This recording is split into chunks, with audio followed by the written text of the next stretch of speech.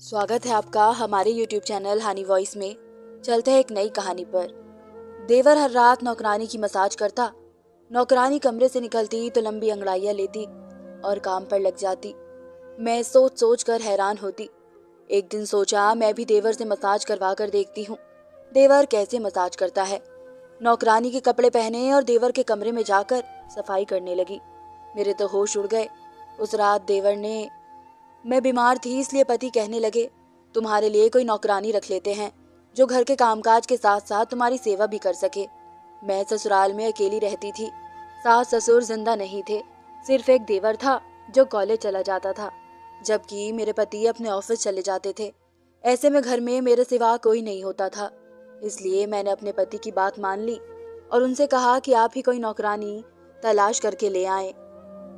मैं तो आस पड़ोस के लोगों को इतना जानती नहीं हूँ। वैसे भी मैं अपने घर से कभी बाहर ज्यादा निकलती नहीं थी। भगवान का दिया सब कुछ घर में था। मैं तो हर वक्त बिस्तर पर ही लेटी रहती थी, क्योंकि पति और देवर खुद ही नाश्ता करते और अपने अपने बर्तन धोकर चले जाते थे और फिर रात के खाने पर ही आते थे। मेरा जो भी खाने को दिल करता था वो मैं ऑर्डर कर लेती थी। ऐसे में घर के काम नहीं होते थे। मगर मेरे पति को मेरी बहुत फिक्र रहती थी। वो बार बार कॉल करके मेरे बारे में पूछते रहते थे। हमारी पसंद की शादी नहीं थी, मगर मेरा पति मुझ पर जान छिड़कता था, क्योंकि मैं जवान और खूबसूरत थी। मेरा पति मेरी खूबसूरती और अदाएं देखकर मेरा दीवाना था और वो चाहता था कि मेरे पैर जमीन पर भी ना उतरे। अब तो वैसे भी मैं उसके बच्चे की माँ बनने वाली थी। मैंने अपने पति को ये खुशखबरी बहुत जल्दी सुना दी थी, इसलिए वो मुझसे और भी ज्यादा खुश था। ऐसे में वो मेरे खूब नखरे उठा रहा था। इसलिए मेरे पति ने अगले दिन ही नौकरानी को रख दिया। नौकरानी का नाम माही था। वो हमारे घर आई तो मैं उसे देखकर हैरान रह गई, क्योंकि वो बहुत ही खूबसूरत लड़की थी। नौकरानी बनने के काबिल ना थी। मैं सोच रही थी उसे नौकरानी बनने की क्या जरूरत थी। यही बात मैंने उससे पूछी तो वो बात को टाल मटोल कर गई और फौरन मुंह बनाकर कहने लगी, मालकिन आप मुझे पैसे कितने देंगी। आते ही नौकरानी ने मुंह फाड़ कर अपने पैसों के बारे में पूछ लिया और मुझे अंदाजा हो गया कि इसे पैसे चाहिए थे, इसलिए तो नौकरानी बनने पर मजबूर हो गई। इसने जिस तरह मुंह फाड़ कर पैसे का पूछा था, मैंने भी वैसे ही जवाब दिया और कहा कि अगर तुम रात दिन यहाँ रह जाओ तो मैं तुम्हें इतनी तनख्वाह दूंगी जितनी तुम मांगोगे।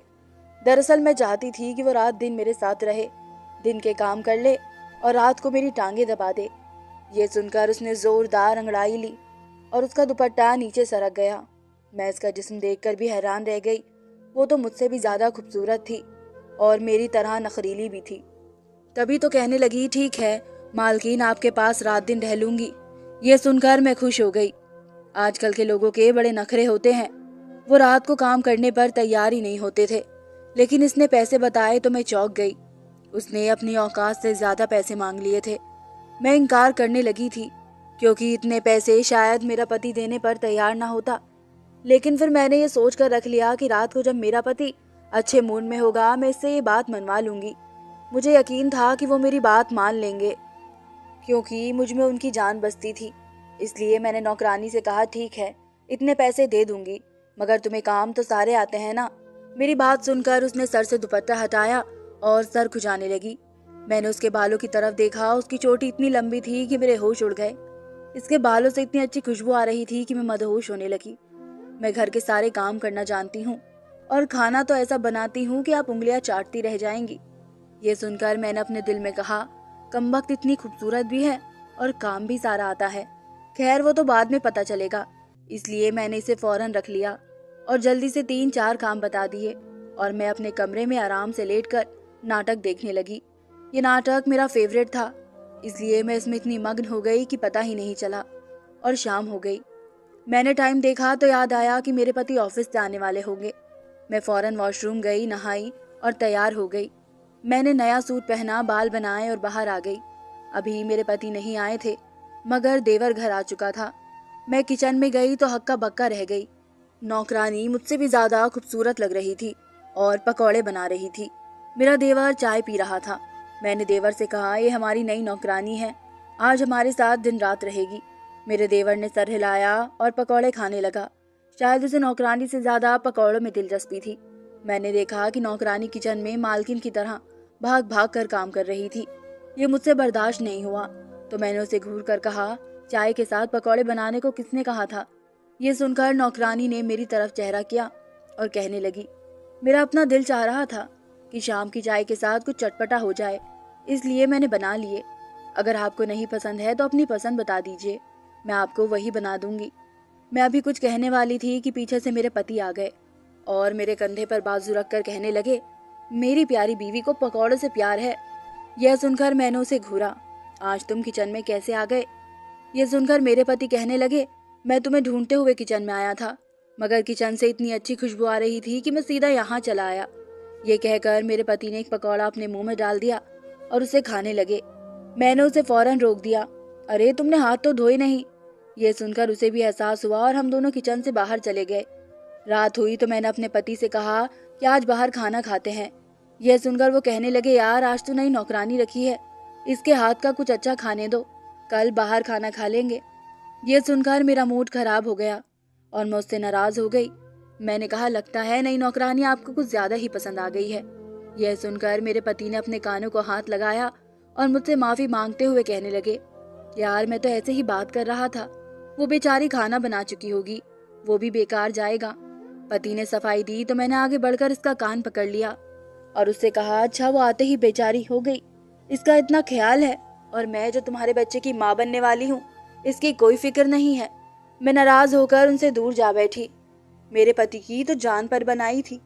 वो मेरे पास आए और कहने लगे, मूड खराब मत करो, अभी खाना खाने चलते हैं और वापस आते हुए तुम्हें आइसक्रीम भी खिलाऊंगा। ये सुनकर मैं हंस दी और हम खाना खाने चले गए। हमें वापसी पर बहुत देर हो गई। मेरा पति तो फौरन बिस्तर में घुस गया, जबकि मैं किचन में आ गई, जहाँ पर सारी चीज धुली धुलाई और सही से रखी हुई थी। मैंने फ्रिज का दरवाजा खोला तो खाने की खुशबू ने मेरे कदम रोक लिए। मैंने चम्मच उठाकर मुंह में डाला तो मुझे खाने में इतना जायका लगा कि वाकई नौकरानी के हाथों में तो जादू है। मैंने फ्रिज बंद कर दिया और सोचा कि सुबह नाश्ते में खा लूंगी। हम नौकरानी को बताकर नहीं गए थे, इसलिए उस बेचारी ने हमारे लिए ज्यादा खाना बना लिया था। तभी मुझे याद आया कि मैं नौकरानी के कमरे में भी देख लूं कि वह सो रही थी या नहीं। मैंने सुबह उसे उसका कमरा दिखा दिया था, इसलिए वो सोने के लिए खुद ही चली गई।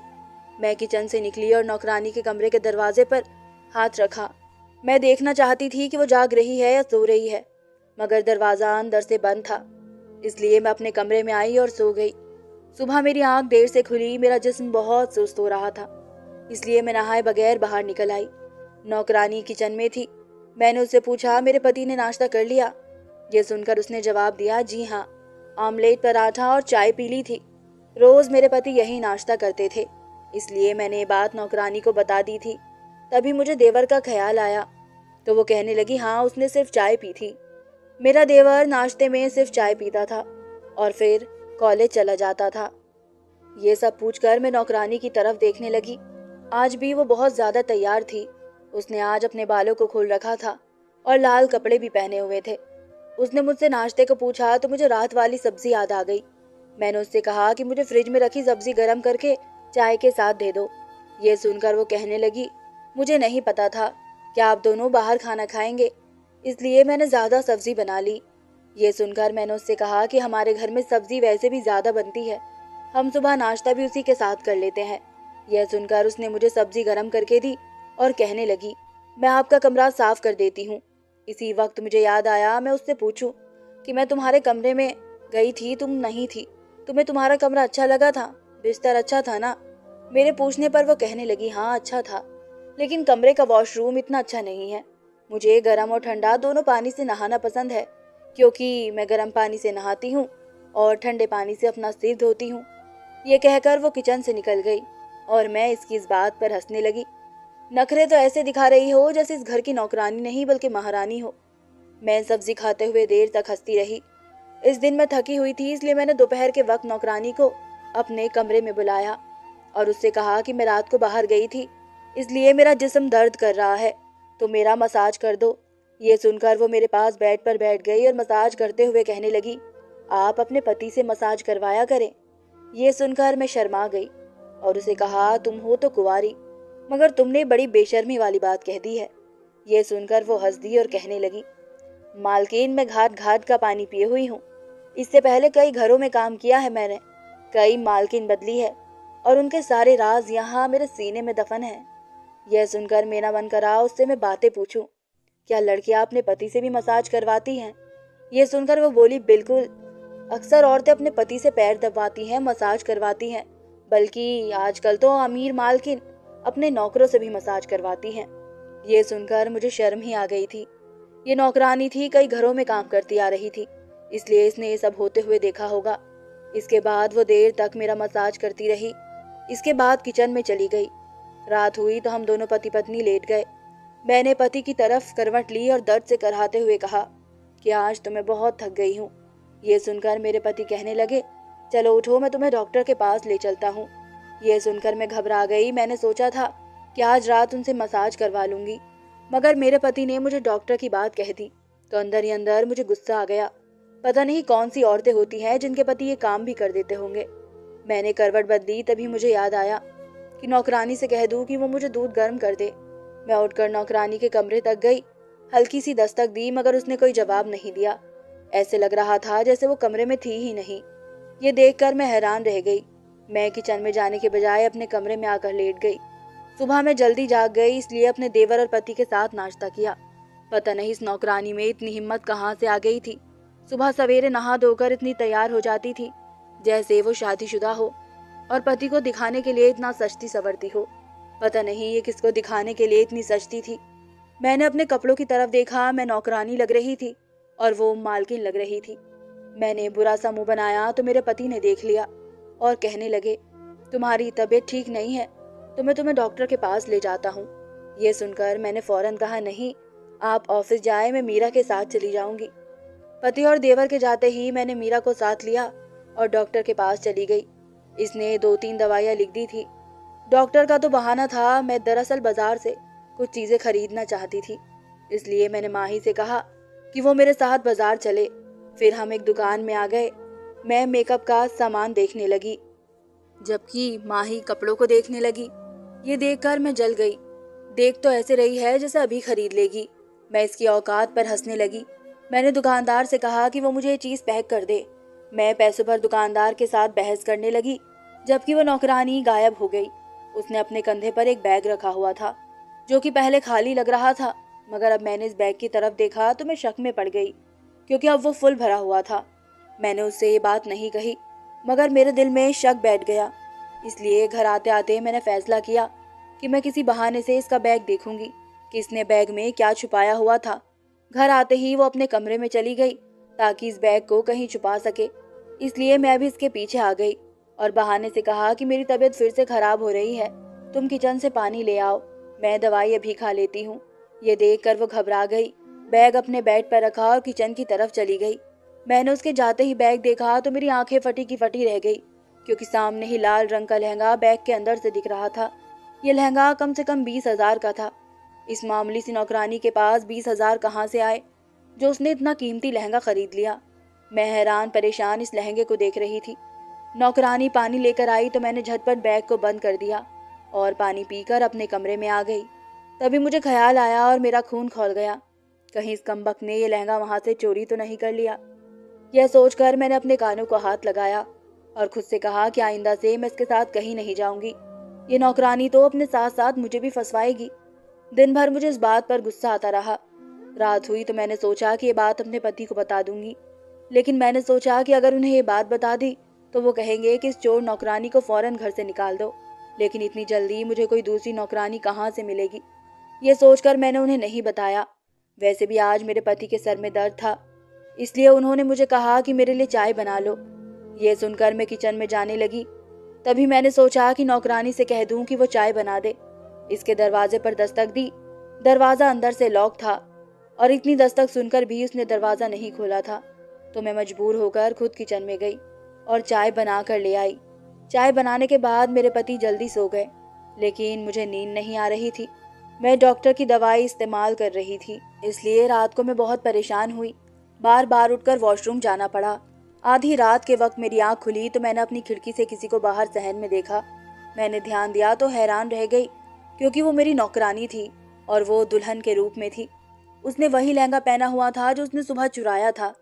ये देखकर मुझे डर लगने लगा। पता नहीं ये नौकरानी थी या कोई चुड़ैल। मैं तो डर के मारे सो गई। सुबह किचन में नाश्ता करने गई तो नौकरानी पूछने लगी, आज आप बहुत थकी थकी लग रही हैं, सब ठीक तो है? यह सुनकर मुझे रात वाला किस्सा याद आ गया। मैंने उसे बताया कि मैं ठीक हूँ। वो बेफिक्र होकर बर्तन धोने लगी।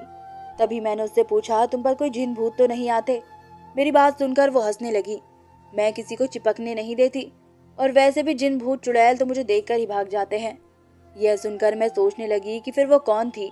मुझे इस नौकरानी पर शक था, इसलिए रात हुई तो मैंने फैसला किया आज रात ये देख कर रहूंगी कि मेरी नौकरानी रात को अपने कमरे में होती भी है या नहीं। ये जानने के लिए मैंने शाम होते ही उसके कमरे की खिड़की खोल दी और उसके ऊपर पर्दा डाल दिया ताकि उसे शक ना हो। रात हुई तो मैं अपने कमरे से निकली और नौकरानी के कमरे की खिड़की से अंदर कूद गई। कमरे में अंधेरा था। मैंने जैसे ही लाइट जलाई मैं हैरान रह गई, क्योंकि बिस्तर ऐसे पड़ा था जैसे उस पर कोई भी इंसान सोया तक ना हो। बिस्तर पर कोई सिलवट तक नहीं थी। बिस्तर पर अब तक वही चादर बिछी हुई थी जो मैं बिछा कर गई थी। इसका मतलब था कि एक रात भी अपने बिस्तर पर नहीं सोई थी। इसलिए तो मैं जब भी इसके कमरे में आई इसने अंदर से मुझे कोई जवाब नहीं दिया। अब मैं शक में पड़ गई। ये अपने कमरे में नहीं सोती तो कहाँ और किसके साथ सोती है? ये बात जानने के लिए मैंने घर के तमाम कमरों की चाबियां उठाई और घर के तमाम कमरों को एक एक करके चेक करने लगी। तभी मैंने देवर के कमरे का दरवाजा बाहर से खोला तो मैं शर्म से पानी पानी हो गई, क्योंकि सामने मेरी नौकरानी मेरे देवर के बिस्तर पर लेटी उससे मसाज करवा रही थी। ये देखकर मैंने उन्हें रंगे हाथों पकड़ लिया और अपने पति को भी बुला लिया। मेरे पति ने सब देखा तो अपने भाई को जोर जोर से थप्पड़ मारे और कहा कि मैंने तुमसे कितनी बार कहा था कि शादी कर लो, मगर तुमने हमेशा इनकार कर दिया। मैं तुम्हारी एक बात नहीं मानूंगा और सुबह होते ही तुम्हारे लिए कोई अच्छी सी लड़की तलाश करूंगा। ये सुनकर मेरा देवर कहने लगा, मैं शादी कर चुका हूँ और यही मेरी बीवी है। हम दोनों ने छुपकर शादी की हुई है। माँ ही मेरे प्यार में इतनी दीवानी थी कि अपने घर से भाग गई और हमने छुपकर शादी कर ली। पहले मैंने इसे फ्लैट में रखा हुआ था, मगर इसने मुझे कहा कि मुझे अपने घर ले चलो ताकि हम रात दिन एक दूसरे के पास हो। तब हमने नौकरानी वाला खेल किया और माँ ही यहाँ नौकरानी बनकर रहने लगी। यह सुनकर मैं हैरान रह गई। मुझे यकीन नहीं आ रहा था कि उन दोनों ने मिलकर हमें बेवकूफ़ बनाया था। मुझे बहुत गुस्सा आया, मगर मेरे पति ने कहा कि मेरे भाई से गलती हुई है, मगर उसने कोई गलत काम नहीं किया। उसने इस लड़की से शादी कर रखी है। ये इस रिश्ते से उसकी बीवी थी, इसलिए उसके साथ कुछ भी कर सकता है। अगले दिन मेरे पति ने उन दोनों का रिसेप्शन किया और सब लोगों को बता दिया कि मैंने अपने भाई की शादी कर दी है। यूं वो नौकरानी मेरी देवरानी बन गई और मैं इससे काफ़ी दिन नाराज़ रही, क्योंकि एक तो अब मुझे अपने लिए दूसरी नौकरानी रखनी पड़ेगी और दूसरा वो मुझसे खूबसूरत भी थी और काम भी ज़्यादा जानती थी, इसलिए घर में इसका पलड़ा भारी रहेगा। खैर, मेरे देवर का घर बस गया था। इससे बढ़कर खुशी की बात क्या होगी। धन्यवाद दोस्तों।